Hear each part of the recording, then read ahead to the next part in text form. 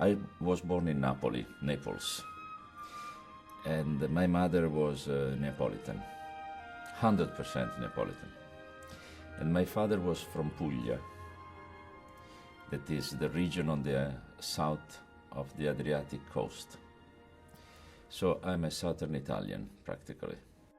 And so I started to play the piano. I fell in love with this instrument that made me more independent, because with the piano you have the melody and you have the accompaniment, so you don't need an extra person to help you.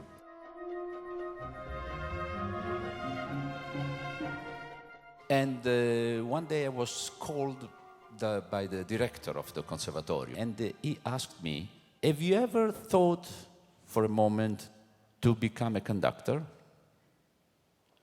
And this was an unexpected question, because I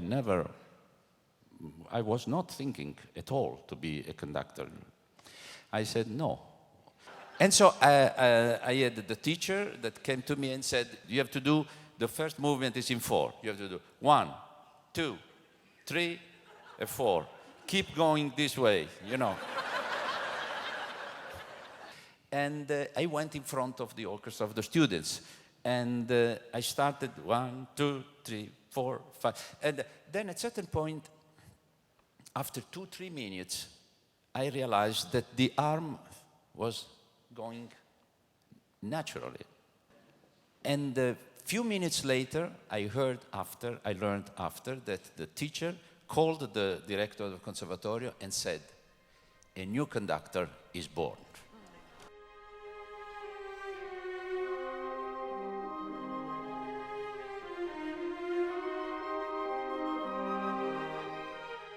My career was made by the orchestras, because when I was in London in 1972 with the Philharmonia, after the general rehearsal, the musicians asked me to become a music director.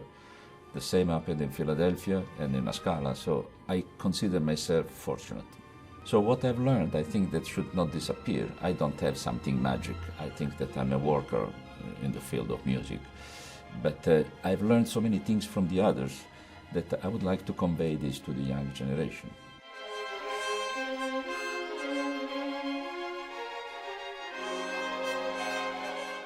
I have seen when I do rehearsals, open rehearsals, and I speak to the audience, especially young people, and I communicate with them, and I discover certain secrets that are not so difficult to be discovered. Sometimes people think that music is inaccessible, but it's very simple, because in music there is nothing to understand. A conductor, he understands the structure of a symphony. I understand the harmony, the contrapoint, the orchestration. But what is behind the notes, this is something that nobody can really reach. Somehow, there is the infinite behind the notes. So a good musician knows the structure of the piece, but what is behind the notes is a mystery.